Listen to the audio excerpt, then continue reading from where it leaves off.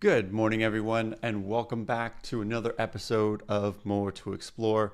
We have so many people coming in on the comments. Merritt, JJ, Upsy Daisy, sorry, Lacey, and everyone else joining us today. Happy Monday. Happy to be here, and so glad that you're here with us.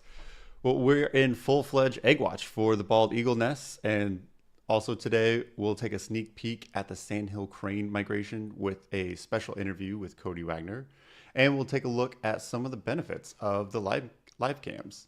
So let's get to it. My name is Brian Bird, and joining me once again is the one and only Mike Fitz. Mike, good afternoon. Hey, good afternoon, good evening, good morning, no matter where you happen to be around the world. Glad to be here. I'm happy to have you here today. And if you're new to Explode.org, welcome to the community. And of course, welcome back to all of our longtime viewers.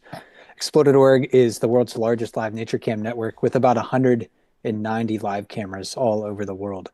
If you have comments or questions for us, drop those in the chats. Great to see people talking there already. We'll be looking for those during the broadcast today. And right now, we're looking at the Decorah North Nest, in Decorah, Iowa. We're going to be talking about eagles a lot later on in the broadcast. But we also want to know what cameras you've been watching this week too. So that's something else that you can drop in the comments for us. Of course, this is, I feel like, I don't know, the last few years certainly have been quite stressful. And that's something that I've been feeling. So we thought we wanted to start with something relaxing today. And Brian, I'm wondering, have you been feeling stressed lately? Because I have. Yeah, I definitely have that feeling. And if anybody else has the same, of course, there's plenty of cameras that are good for de-stressing. And of course, you can't go wrong with puppies and kittens. Yeah, I honestly, I don't know how I could deal with stress without, having nature as a big part of my life.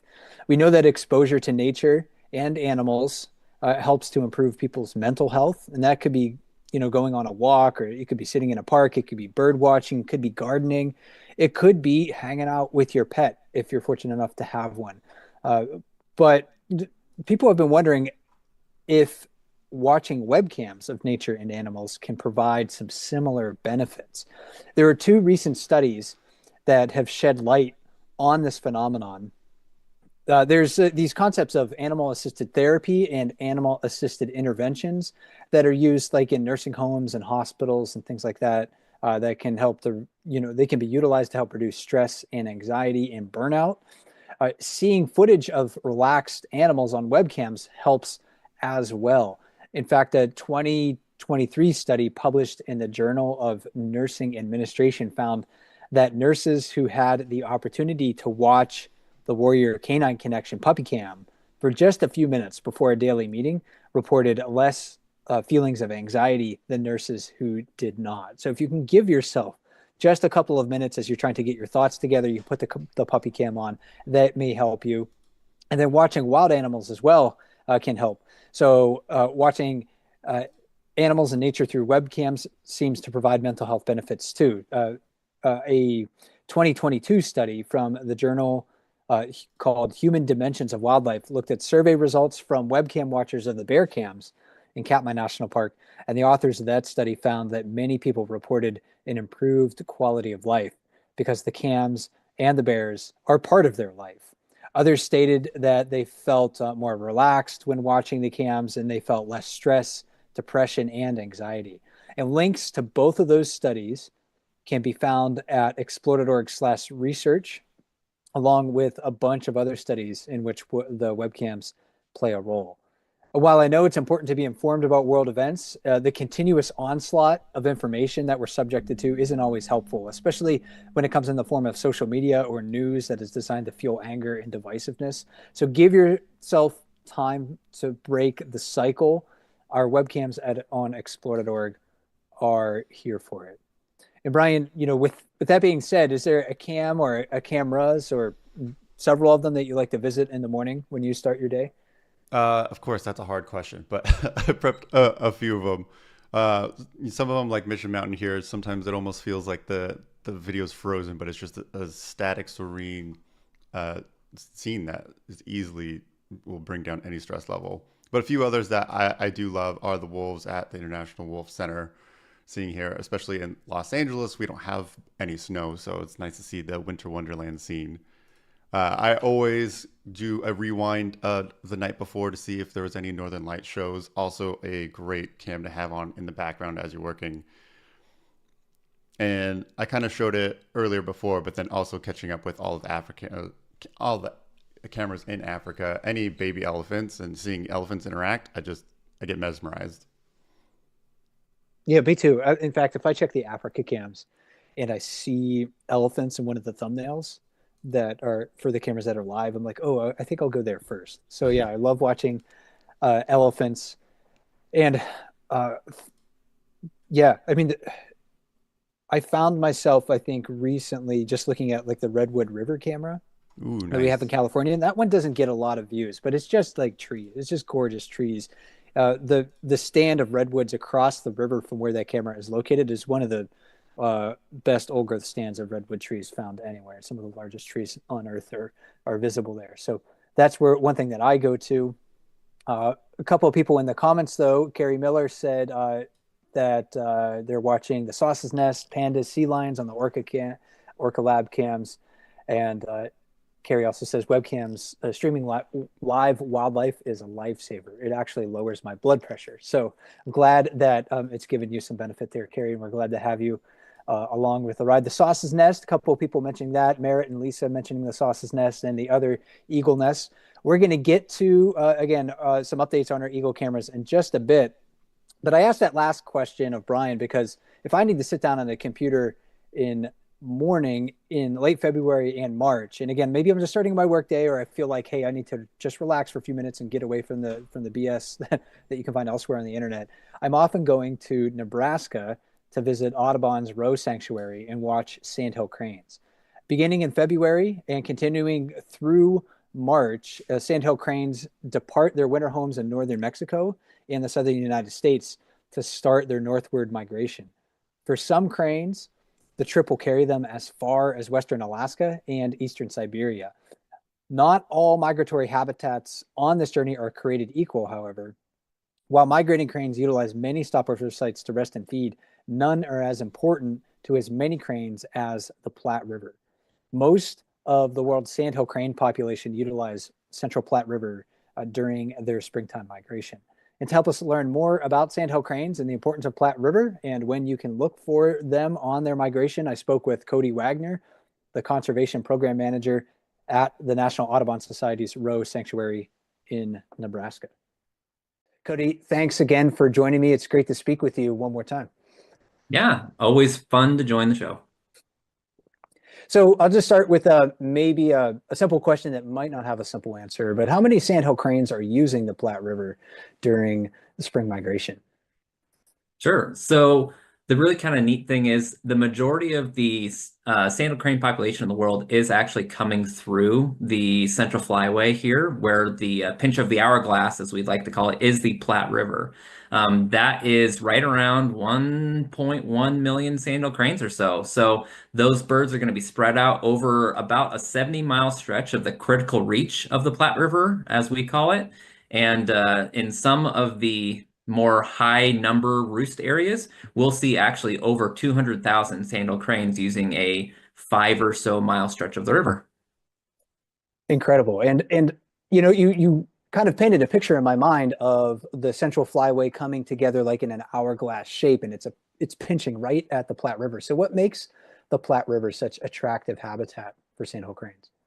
Sure. The way to understand really why the Platte River is so important is to think about it in the historical context of the river. So before the kind of European settlers came into this area, the Platte River was really this massive complex of wetlands. We had up to a 3 mile wide river in some places. A lot of people will say the Platte River was a mile wide, an inch deep, but we actually had even more river than that in some locations. And it was very, very shallow, of course. So what that meant is the Platte River had really strong groundwater connection, which created this network of wet meadows and wetlands along the banks of the river as well. So really what you're kind of picturing here is historically, the Platte River would have been this buffet table of food resources for these cranes that was very conveniently located on their northward migration. What that really allowed them to do then is to be able to make a short hop from their wintering grounds, go through, really fuel up on all of this huge concentration of food before they then had to make the rest of their grueling journey northward. And they're coming from a variety of different places. So where are they coming from to reach the Platte River in spring, and where will they go when they continue their journey north? Sure. So our birds are mostly coming from south, kind of southwest. So you're talking Oklahoma, Texas, a little bit of New Mexico, a little bit of Arizona, that kind of area in there. Historically, they would have been just a little bit further spread out than that as well, but that's kind of where they're currently located. And of course, they're hopping up here to the Platte River. Then they'll be continuing on northward, spreading out across all of Canada, into Alaska, and even as far as Siberia in some cases. One of the, I think, most remarkable uh, aspects of watching the cameras at Audubon's Rose Sanctuary is the noise of the cranes. It's such a noisy place during the crane migration. So I think I asked you this before last time we spoke about the Sandhill cranes, but why are the cranes calling so often? Sure. So sandal cranes are a very social bird. They are, of course, doing all sorts of different calls that if you go through and actually get a little bit of interpretive knowledge, you can actually sort of understand what they're saying. One of the most common ones that you'll hear on the river is what we call a unison call, which is where a mated pair will actually call together. That's both a way of signaling that they are, in fact, a mated pair, and it's also a territorial display where they're basically saying, hey, this 2 foot by 2 foot section of river is our property. No one else should impinge on that because despite the fact that they're gathering in these huge numbers, sandhill cranes are actually a fairly territorial bird. And this is a very, very unusual set of circumstances for them. But there's all sorts of other reasons why they actually will call. They are calling to go through and let other cranes know, of course, they mean business. They're calling to go through and kind of find individual family members or maybe their mated pair or their chick. And they're also going through and calling just for the joy of it. One of the big things people love to see on this Platte River when they come to view cranes is the cranes dancing on the river. And cranes do that for all sorts of reasons, and they'll oftentimes call while dancing. So it can be just for joy, which I think a lot of us can relate to. Absolutely. And you also answered my follow-up question to that about what do we know about the cranes making sense of those individual calls. So now I'm actually looking forward to listening more carefully for especially like those unison calls, and maybe if I can pick those out of that mess. Is that a hard process for you, or is it just something that you just have to train your ear to listen? It's definitely an ear training situation. Okay. You have all sorts of different noises, of course, happening on the river, but there are some of those calls that are very distinct and you can pick out. The unison call is a great example. There's a very, very defined pattern to it, with the male and the female both having very clear, defined voices. But one of the other things that's really fun to listen to for the calls on the river actually is the calls of the juvenile. Because while we might have this idea of kind of the iconic sandhill crane call in our heads, juveniles don't have their voice quite yet. So they actually sound a lot more like a squeaky toy. So if you're ever listening to the camera out on the river and you hear something that sounds like a very, very high-pitched dog toy, that's actually a juvenile sandhill crane. Okay, I'll be listening for that as well. And the camera experience is pretty amazing, but it's got to be something else to be in a blind, looking at the Platte River at sunrise when the whole scene, the air and the ground, just everything seems to be filled with cranes. So, can you describe, what that experience is like?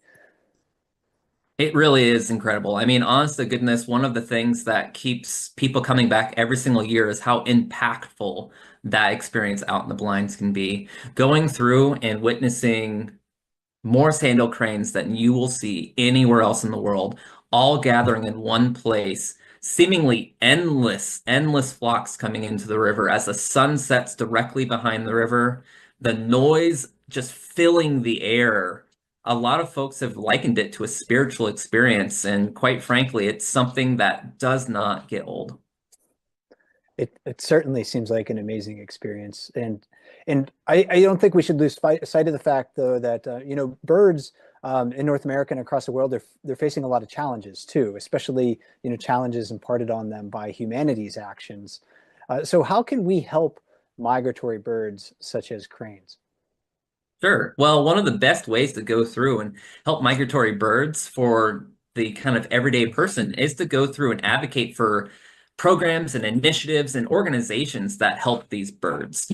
Going through and making sure that it's important to our political leaders to go through and actually make sure that these birds are supported both in the actions that we're making as a country or as international organizations, and also going through and making sure that we have the opportunity to preserve the places that these animals need for their migration. Because it's one thing to preserve where they're headed or where they're coming from, but you have to preserve these stopover places on the way if they're going to have a successful migration.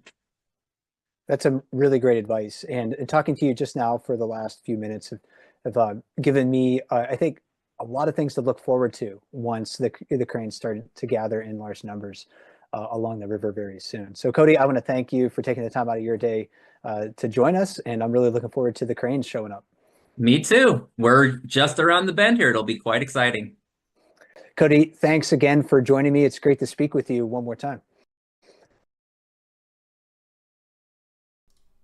And thanks again to Cody Wagner, the conservation program manager at the Audubon Society's Roe Sanctuary in Nebraska. If you want to learn more about that site specifically, go to roe.audubon.org, and you can watch the cranes anytime on explore.org. Oh, and I should mention that Roe is spelled R-O-W-E.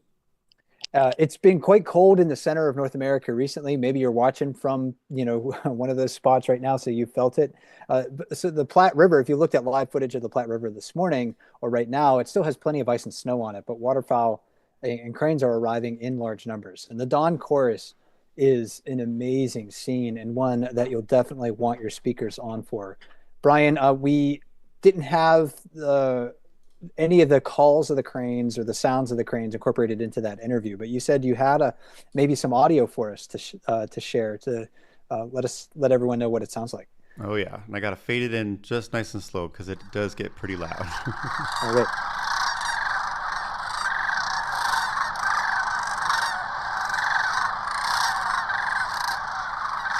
And I believe our moderator shared a link to where you can hear the individual calls, and my ear's not quite there yet, but it'll be interesting to start listening for it this season. Yes, I'm absolutely looking forward to it. It is really just right around the corner. We did have a question about cranes that Dina wrote in about. Dina wrote, "I'm traditionally an osprey bald eagle follower. The cranes are fascinating. Thank you. Do they have a predator from the river?" There are predators in the area, certainly things like coyotes, for instance, would try to take advantage of a crane that really isn't paying attention in the river. But the river itself, since it's so wide, it's so broad, the water is pretty shallow, and there's so many cranes on it, it really gives the cranes the opportunity to see predators coming from a long way away. So not only does it provide them with easy access to food in the nearby agricultural fields, but also really great lines of sight, and there's a lot of safety in numbers there. So thanks for that question. And thanks for all your comments, everybody. I've been seeing a bunch of them coming in during the broadcast today. We have more to share, though, because, speaking of cold, Brian, it's been really cold in a lot of North America recently, and some birds are powering through the cold at the same time they are incubating their eggs. Yep. So let's get to it. Our next edition of Egg Watch.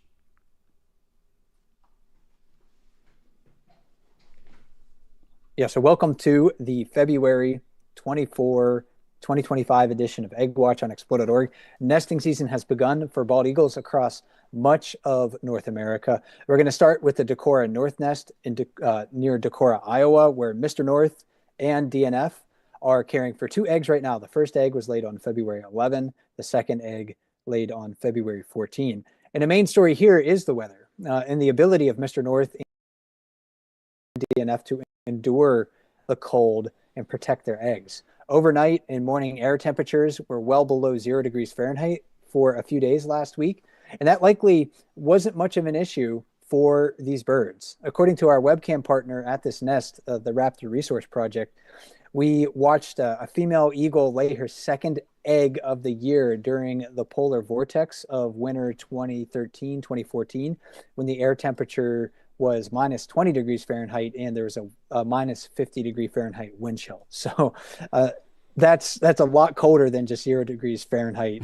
If you haven't felt minus 50 wind chill, it is biting, intensely cold. You cannot expose your skin to that. It freezes very, very quickly. But in that winter, all 3 eggs in that nest hatched a few weeks later. So instinct and experience help ensure reproductive success of the eagles when things get challenging for them. And it also really helps that you have your own coat of downy feathers underneath all those long body feathers. Expected hatch at this nest around March 19 or so. And again, thanks to our partner, the Raptor Resource Project, for bringing that cam to us. Let's move on to the west coast of the United States in an area that has some milder temperatures, but still the eagles there are facing their own challenges. But the nesting season is ongoing right now. Fraser Point nest at Santa Cruz Island and Channel Islands National Park and/or in Cruz are caring for 3 eggs there right now. The first one laid on February 13, and the last one laid on February 20. We can expect hatch at that nest maybe towards the end of March, certainly the last half of March, maybe around March 21 or so. And this pair of birds successfully raised 2 eaglets last year. On the Sauce's nest, it's the same island, but different territory on Santa Cruz Island. Jack is the male and Audacity there is the female. They laid their first egg on February 2nd. That's currently the only surviving egg in the nest. They laid 2 more eggs, but both of those broke soon afterwards. This pair has really struggled over the last few years to produce viable eggs, but the longevity of the current egg in their care is a positive sign. And I know a lot of people are hoping and wishing that that egg is viable. We saw a lot of comments earlier in the broadcast where people say that the Sauce's nest is their favorite. Expected hatch maybe around March 10 there. So coming up, this might be the earliest hatch that we have of our eagle cameras. And then farther south in the Channel Islands, just not in the national park, but on Catalina Island at the West End nest, Macayo and Thunder are the pair there. Thunder laid her first egg on February 17, but a raven happened to take the egg away in a moment where neither parent was watching the nest. So that's unfortunate for Macayo and Thunder.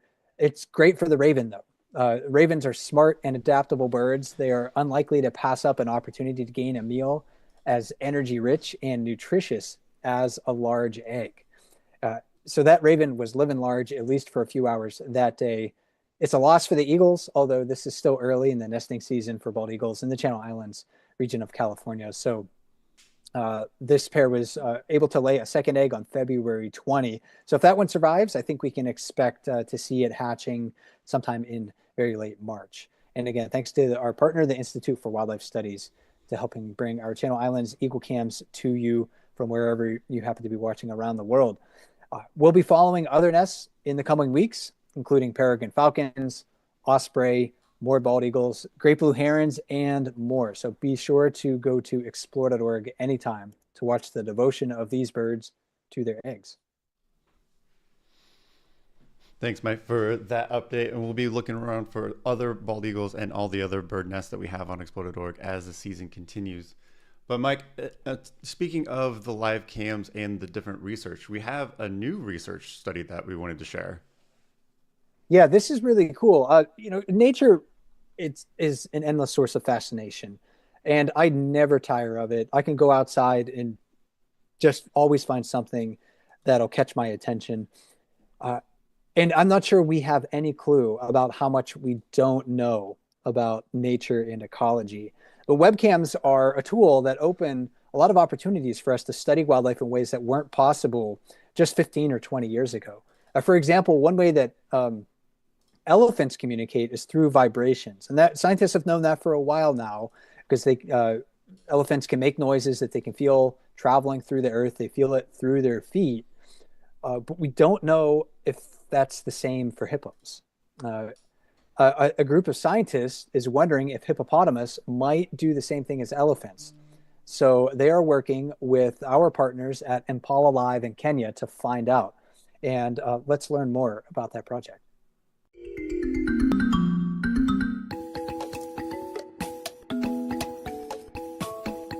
Hi, my name is Dr. Alice Morell.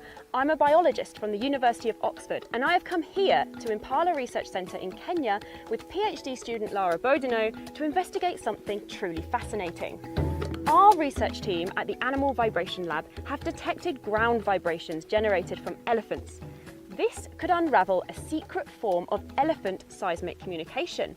We can even detect the vibrations from their footfalls in the ground. But what about another iconic African animal?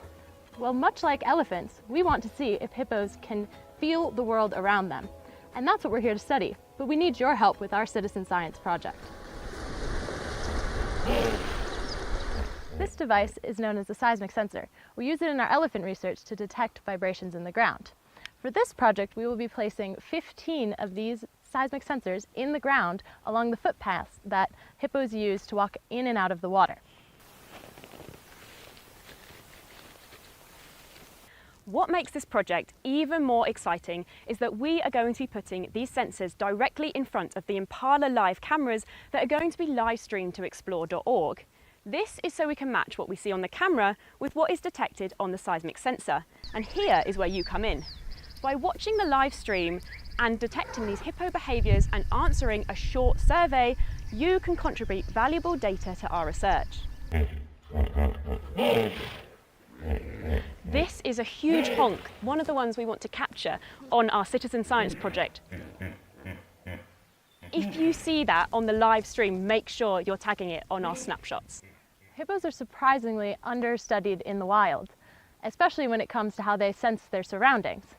If we can discover that hippos produce vibrations, then we're on our way to unlocking a whole new dimension of hippo communication. This is groundbreaking research, and you could be a part of it. If you want to contribute to our citizen science project and discover more about the hidden lives of these hippos, make sure you tune in live to explore.org on the 3rd of March.